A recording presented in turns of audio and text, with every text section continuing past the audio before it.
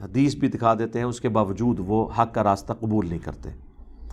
اور کیا وجہ ہے کہ اتنے بڑے بڑے علماء جنہوں نے قرآن کی تفسیر، احادیث کے ترجموں پہ انہوں نے زندگی اپنی بسر کر دی، اس کے باوجود گمراہی پہ مرے ہیں۔ انہیں نہیں پتا تھا قرآن و سنت میں کیا لکھا ہوا ہے۔ ایک تو وہ بابے ہیں نا جو صرف شعر و شاعری کرتے رہے۔ سناؤں شعر؟ بسا لینا کسی کو دل میں، دل ہی کا کلیجہ ہے، پہاڑوں کو تو بس آتا ہے جل کر دور ہو جانا۔ ان کو تو واقعی نہیں تھا پتا قرآن و سنت میں کیا لکھا ہے، لیکن جو قرآن کی تفسیریں لکھ کے گئے، قرآن کے ترجمے کر کے گئے، حدیث کی کتابوں کے ترجمے کیے، ترجمہ کرنے سے پہلے بھی وہ بریلوی تھے، ترجمہ کرنے کے بعد بھی بریلوی رہے، ترجمہ کرنے سے پہلے بھی وہ اہل حدیث تھے یا شیعہ تھے یا دیوبندی تھے، اور بعد میں بھی وہی رہے، ان کے اندر کوئی چینج نہیں آئی۔ ویسے بعض لوگوں میں آ بھی گئی، علامہ وحید الزمان جو تھے وہ دیوبندی تھے، بخاری کا ترجمہ 1920 میں کیا تو اہل حدیث ہو گئے، بعض میں آ بھی جاتا ہے چینج۔ لیکن یہ ایک ہی مثال ہے میں آپ کو جو 100 سال کی تاریخ میں پیش کر رہا ہوں۔ اکا دکا لوگ ہیں، یا مفتی عامر عثمانی ہیں جنہوں نے خلافت و ملوکیت پڑھی، اس کا جواب لکھنے کے لیے تو الٹا انہوں نے خلافت و ملوکیت کے دفاع میں 700 صفحے لکھ دیے، جو دیوبند کے مفتی تھے۔ تو لیکن یہ کوئی لاکھوں ہزاروں میں ایک دانہ نکلتا ہے۔ زیادہ تر یہی ہے کہ قرآن کی تفسیر لکھ کے فوت ہو جائیں گے، حدیث کے ترجمے کر کے فوت ہو جائیں گے، اور ایک رتی برابر اس میں سے حق قبول نہیں کریں گے۔ اس کے پیچھے کیا ریزن ہوتی ہے؟ یہ وہ سر ٹروتھ ریویل ہو رہا ہے۔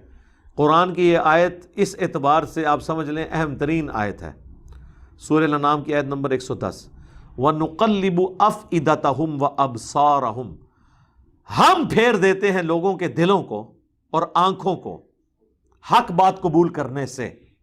یہ اللہ اپنی طرف منسوب کر رہا ہے کہ میں ہی نہیں قبول کرنے دیتا۔ سورۃ الانفال میں بھی ہے کہ اللہ اور اس کے رسول کی دعوت پہ لبیک کہا کرو۔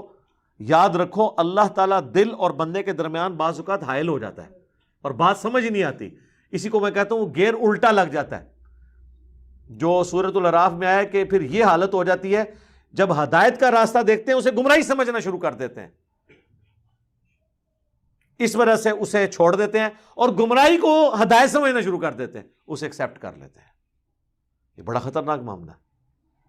اسی کو کہا گیا ختم اللہ علی قلوبہم وعلی سمعہم وعلی ابصارہم، ان کے دلوں پر، آنکھوں پر، یعنی دل سے مراد عقل، چاہے دماغ ہو یا دل، کوئی بھی چیز، چونکہ لٹریچر کی زبان میں قرآن بات کرتا ہے، اللہ تعالیٰ کی طرف مہر لگ جاتی ہے۔ ہم پھیر دیتے ہیں ان کے دلوں کو، ان کی عقل کو، ان کی آنکھوں کو حق بات قبول کرنے سے، کما لم یؤمنوا بہ اول مرہ، جس طرح انہوں نے بھی تو حق قبول کرنے سے انکار کر دیا تھا جب پہلی دفعہ انہیں یہ پتا چل گیا تھا کہ یہ بات ٹھیک ہے۔ ایسے ہو جاتا ہے۔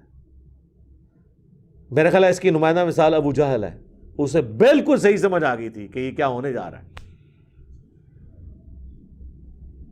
خالد بن ولید کا باپ ولید بن مغیرہ، اسے بالکل سمجھ آ گئی تھی کہ یار یہ عام انسان نہیں ہے، یہ کلام عام کلام نہیں ہے، پھر بھی اس نے حق قبول نہیں کیا، اس لیے اللہ کا اتنا غصہ ہے قرآن میں اس کے اوپر۔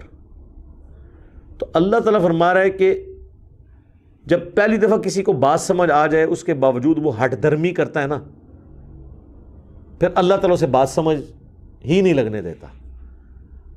اچھا یہ اب اللہ کا فیصلہ ہے، بعض اوقات اللہ تعالیٰ کسی کو ڈھیل بھی دے دیتا ہے۔ اب یہ اللہ کا فیصلہ ہے کسے اس نے ڈھیل دینی ہے، دوبارہ چانس دینا ہے، اور کس کو پہلی دفعہ میں پکڑ لینا ہے۔ یہ مولوی تو سارے جکڑے گئے ہیں پہلی دفعہ میں نے دیکھا ہے۔ اس کی وجہ یہ ہے کہ انہیں بالکل صحیح بات سمجھ آ گئی ہوتی ہے۔ عام آدمی کو تو پھر بھی کوئی نہ کوئی ایمبیگوٹی رہ جاتی ہے، کوئی بالکل دھندلی سی تصویر آتی ہے، وہ بیچارہ پھر سوچتا رہتا ہے کرتے کرتے۔ لیکن مجھے بتائیں جو بندہ قرآن کی آیات آدھی لکھے، آپ کیا سمجھتے ہیں یہود و نصارہ تحریف کر دیں تورات اور انجیل میں، ان پہ تو اللہ کی لعنت پڑے، اور مسلمان قرآن کی آدھی آیات لکھیں یا قرآن کی آیت لکھ کے اس کے ترجمے کو صحیح کرنے کے بعد اس کی تفسیر اس کی بالکل الٹ لکھ دیں، تو ان پہ لعنت نہیں پڑنی؟ پڑتی ہے ان پہ۔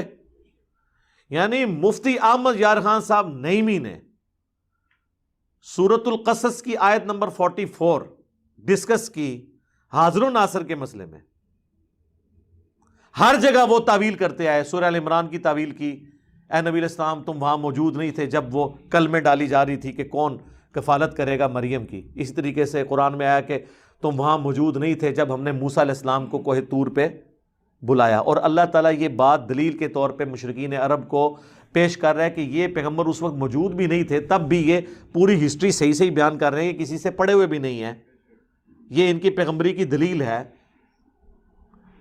اس آیت سے ان کو یہ ٹینشن پڑ گئی کہ حاضر و ناظر کی نفی ہو جائے گی, کیونکہ یہ تو کہتے ہیں اگلی امتوں میں بھی حضور حاضر و ناظر تھے.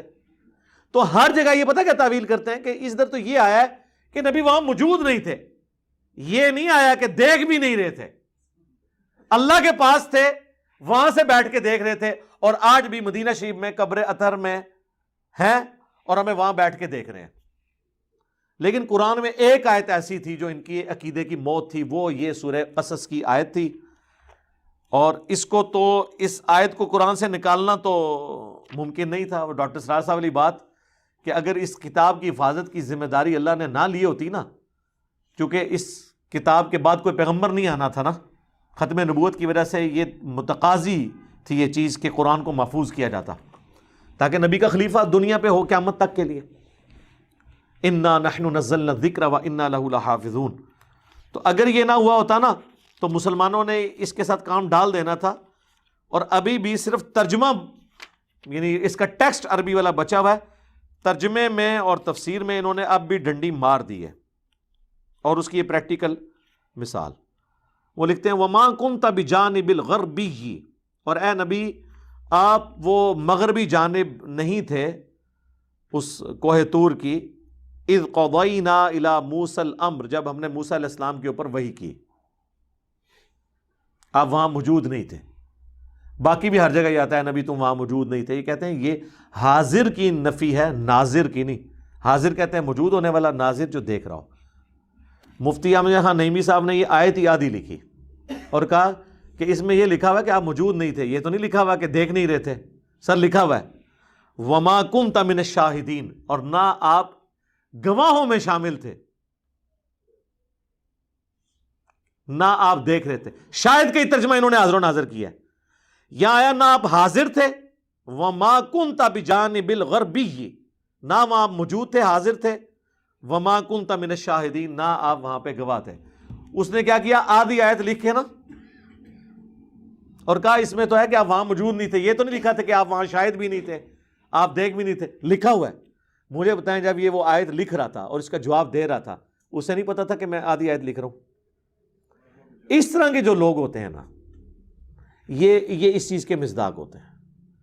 اور میں علا وجہ بصیرت کہہ رہا ہوں, اس پلانٹ ارتھ پہ اتنا شرک احمد بریلوی یا دیوبند کے بزرگوں نے نہیں پھیلایا جو مفتی احمد یار خان نعیمی صاحب نے جال حق لکھ کے ان سارے فرسودہ عقائد کا یعنی آف دا وے جا کے دفاع کیا. حتیٰ کہ وہ جال حق میں غیر اللہ سے مدد مانگنے کی دلیل میں سورہ بقرہ کی آیات لے آئے کہ اے نبی یعنی یہ ان کو فرما دو کہ اگر تمہیں شک ہے نا اس کتاب کے بارے میں تو بلا لو اللہ کے سوا جتنی ہستی ہیں ان کو, اس طرح کی کتاب کوئی بنا کے بتائے. تو کہتے ہیں دیکھیں اللہ تعالیٰ ہمیں خود دعوت دے رہا ہے کہ اللہ کے سوا اور ہستیوں سے بھی مدد مانگ لو. اے اور رزلٹ ہے جو ان پڑھ بھی نہ کٹے. جی آپ پڑھ لیں جال حق میں جا کے. اب یہ جب اب باتیں یہ بلنڈرز ہیں, اس کے بعد بھی اگر کوئی ان کے پیچھے آنکھیں بند کر کے چلتا ہے اس کا کوئی علاج نہیں ہے سوائے ایک اس سے بڑا علاج میں نے رکھا ہوا ہے, آخری علاج. وہ میرے پاس جو یکا ہوتا ہے کہ میں کسی بزرگ کی گستاخی ثابت کر دوں, وہ میں نے کر دی. اسی جال حق میں انہوں نے جو نور اور بشر کی بحث ہے نا, اس میں ان سے ایک بلنڈر ہو گیا اور وہ ہم نے پکڑ لیا. اس کے اوپر بھی یہ سارے آ کے لاجواب ہو جاتے ہیں. انہوں نے کہا قل انما انا بشر مثلکم, اے نبی تم فرما دو کہ انسان ہونے میں تمہاری طرح ہوں. ظاہر مرتبے میں تو ہم بھی نہیں کہتے, آپ جیسا مرتبہ کسی کا ہو نہیں سکتا. ٹھیک ہے جی, ہماری آنکھیں تو ادھر تک نہیں دیکھ سکتی. بخاری مسلم ہے نبی علیہ السلام نے جنت بھی دیکھ لی نماز کی حالت میں. بخاری مسلم میں اپنی پیٹھ کے پیچھے بھی دیکھ لیتا ہوں. آپ کے پسینے میں سے بھی بخاری مسلم میں آتا ہے خوشبو آتی تھی. ٹھیک ہے, تو انسان ہونے میں وہ ہماری طرح تھے, مرتبے کی تو بات ہی نہیں ہو رہی. تو اب ان کو بشر ماننا بھی مشکل ہو جاتا ہے نا. تو انہوں نے اس بحث میں کہا کہ اس آیت کا صرف مقصد یہ ہے کہ اتنا بتایا جائے کہ تم لوگ اے انسانوں مجھ سے مانوس ہو جاؤ کہ میں انسان ہوں، تم مجھے یقین کر لو، لیکن اندروں میں انسان کوئی نہیں، اندروں میں نور ہاں، میں انسانی شکل میں آیا ہوں تاکہ تم مجھ سے مانوس ہو جاؤ کہ ایک انسان دوسرے انسان کی بات صحیح طریقے سے سن لیتا ہے۔ جس طرح شکاری شکار کرنے کے لیے مختلف آوازیں منہ سے نکالتا ہے، یہ تیتر کو اور بٹیر کو، اس طرح پیغمبر بھی یہ کر رہے تھے کافروں کو اپنی طرف مائل کرنے کے لیے۔ اب پیغمبر کی مثال کس سے دے دی انہوں نے؟ شکاری سے، اور وہ شکاری بھی وہ جو فراڈ کر رہا ہوتا ہے، تیتر ہوتا نہیں ہے، آوازیں نکالتا ہے، اندروں کچھ اور ہوتا ہے۔ اب یہ تو صراحتاً گستاخی تھی، اس کی کوئی تعویل بھی نہیں ہے، کیونکہ بریلوی کہتے ہیں گستاخی کی تعویل بھی نہیں کی جائے گی۔ اے میں پھڑ لی سرکار، اندھا دھند پیروی کے انجام میں ڈال دی، اللہ کا شکر ہے ہزاروں لوگوں کی ہدایت کا سبب بنی۔ میرا وہ جو لیکچر ہے انڈیا اور پاکستان کے بزرگوں کی 19 گستاخانہ عبارات کا تحقیقی جائزہ، اے سارو سوئی ہے جیڑی میں انہاں دے غبارے ماری ہے، فارق۔ باقی قرآن و حدیث کے ساتھ جو اس کتاب میں انہوں نے کھلواڑ کیا ہے وہ آپ لاکھ دکھائیں، کچھ نہ کچھ تعویل کریں گے، گستاخی کی تعویل نہیں کریں گے، کیونکہ وہ ادھر ان کو ڈر پڑ، کیونکہ ان کو پٹی یہ پڑھائی گئی ہے کہ گستاخ نہیں ہونا چاہیے۔ دیکھ لو جی، انہوں نے خود اشرف تھانوی پہ جو حسام الرحمن میں فتویٰ لگایا وہ کس بات پہ لگایا پتہ؟ کہ اس نے کہا تھا کہ نبی کو اسی طرح کا علم غیب ہے جس طرح ایک جانور کو بھی تو چھٹی حص کے طور پہ پتہ چل جاتا ہے کیا ہونے والا ہے، اس میں نبی کی ہی تخصیص کیا، یہ تو اس طرح کا علم تو ہر پاگل مجنون نعوذ باللہ اور جانور کو بھی حاصل ہوتا ہے۔ تو اعلیٰ حضرت نے فتویٰ لگا دیا کہ تم نے جانوروں کے ساتھ مثال دے دی۔ سرکار تو آڑے پوتا مرید نے، یہ پوتا مرید ہے نا، اعلیٰ حضرت کے خلیفہ ہیں نعیم الدین مراد آبادی، اور ان کے خلیفہ ہیں مفتی احمد یار خان صاحب نعیمی، یہ نعیمی ان کی وجہ سے لکھتے ہیں، ٹھیک ہے۔ تو مفتی احمد یار خان نعیمی صاحب نے وہی کام پایا ہے جو اشرف علی تھانوی نے حفظ الایمان میں نبی الاسلام کے لیے وہ گندی مثال دی تھی، یہ پکڑی گئی ہے۔ پھر اس میں اتنا ترویا ہے کہ انہوں کو بچنے دی راہ نہیں ہے۔ لیکن یہ میں نے کیوں یہ ٹوٹکا میں نے بتایا، ہمیں کوئی ضرورت نہیں تھی، ہمارے پاس تو کوئی ذریعہ ہی نہیں ہے نا کہ ان کو منوانے کا، یہ قرآن حدیث کو مانے۔ تو آخری حربہ یہی ہے جو اعلیٰ حضرت سے ہم نے سیکھا ہے کہ ایک کتاب لکھ دو حسام الرحمن 1905 وچ، چک دیو پورا دیوبند مدرسہ اور انہوں نے مولوی، ٹھیک ہے، اج تک وہ جان نہیں چھڑا سکے۔ تو جو اسی کام پایا ہے نا اللہ کے فضل نال سرکار، یہ وہ مدنی وائرس ہے جو قیامت تک نہیں اب ختم ہونے والا۔ ہاں انشاءاللہ نہ یہ کوئی ویکسین ہے، ہاں یہ کوئی ویکسین بھی نہیں ہے، یہ وہ مدنی وائرس ہے، کیونکہ یہ تھوڑے کو وسیلہ ہے طریقہ۔ اگر آپ اس کا علاج کرنے کی کوشش کریں گے تو پہلے آپ حسام الرحمن کو غلط کہیں گے، وہ آپ کہہ نہیں سکتے، ٹھیک ہے۔ تو یہ اللہ کا شکر ہے، یہ ہمیں مجبوراً کرنا پڑا۔ تو یہ اللہ تعالیٰ فرما رہا ہے کہ ہم ان کے دلوں کو، ان کی آنکھوں کو پھیر دیتے ہیں، کما لم یؤمنوا بہ اول مرہ، جبکہ انہوں نے بھی تو پہلی دفعہ جب حق کھلا تھا تو انہوں نے حق بات قبول کرنے سے انکار کر دیا تھا۔ وَنَذَرُهُمْ فِي طُغْيَانِهِمْ يَعْمَهُونَ، اب ہم انہیں چھوڑ دیں گے اپنی سرکشی میں بھٹکتے پھریں، حتیٰ کہ ان کی یہ حالت ہو جائے گی وَلَوْ أَنَّنَا نَزَّلْنَا إِلَيْهِمُ الْمَلَائِكَةَ، اب اللہ نے ان پہ ایسی مور لگا دی ہے کہ اگر فرشتے بھی ان کے سامنے نازل ہو جائیں، وَكَلَّمَهُمُ الْمَوْتَ، اور مردے قبروں سے نکل کے ان سے باتیں کرنا شروع کر دیں کہ یہ نبی حق ہیں، ہم نے آخرت دیکھ لیا ہے، ہم پہ عذاب ہو رہا ہے۔ وَحَشَرْنَا عَلَيْهِمْ كُلَّ شَيْءٍ قُبُولًا، اور ہر چیز جو اللہ تعالیٰ ان سے وعدہ دیتا ہے کہ قیامت کے دن یہ ہوگا، قیامت کا منظر بھی انہیں دنیا میں دکھا دیا جائے، مَا كَانُوا لِيُؤْمِنُوا، پھر بھی یہ ایمان نہیں لے کے آئیں گے۔ سرکار جب اللہ مور لگا دے، چاہے فرشتے نظر آ جائیں، مردے نظر آ جائیں، جہنم نظر آ جائے، جنت کی حوریں نظر آ جائیں، جب اللہ نے کسی کے اوپر مور لگا دی ہے تو اسے ہدایت نہیں ملنی۔ لہذا مولویوں کی، بزرگان دین کی ٹینشن نہ لیا کریں، جنہاں دی مت اللہ نے مار دیتی ہے اس وجہ نال کہ انہوں نے اپنے پیغمبر کے ساتھ غداری کی، عزتیں اویل کی رسول اللہ کے نام پر، سواریاں سوار کی اپنی گاڑیوں میں انہوں نے خانقاہوں میں مکے مدینے کے نام پر، اور اتاری جا کے جناب اجمیر شریف، بغداد شریف، دیوبند شریف، بریلی شریف، شیعہ شریف تے سنی شریف۔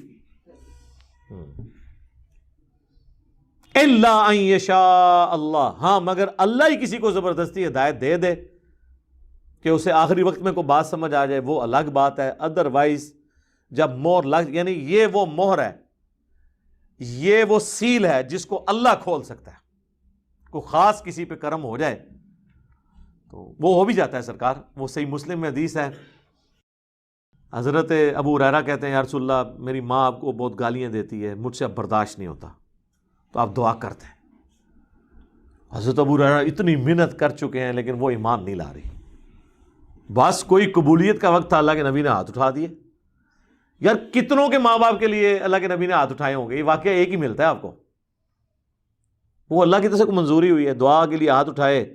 حضرت ابو ہریرہ کہتے ہیں میں نے حضور کی دعا ختم ہونے کا بھی انتظار نہیں کیا، میں دڑکی لا دیتی کہ اللہ کے نبی کی دعا پہلے ختم ہوتی ہے یا اسے قبولیت پہلے ملتی ہے۔ گھر گئے، کہتے ہیں میں دروازہ جب میں انٹر ہونے لگا تو ان کی والدہ نے کہا کہ باہر ہی رہو، میں غسل کر رہی ہوں، مجھے اللہ کے نبی کے پاس لے جانا۔ وہ اسلام قبول کر لیا۔ لیکن یہ جو کنوں پکڑ کے ہدایت ہے نا، یا جامعہ ترمذی میں حدیث ہے، اللہ کے نبی نے کہا کہ اے اللہ عمر ابن خطاب یا عمر بن حشام میں سے ایک کو ایمان کی دولت دے دے، تو وہ پھر اللہ تعالیٰ نے قبول کر لیا۔ وہ اللہ کا فیصلہ تھا، وہ ایک لادہ ممنا۔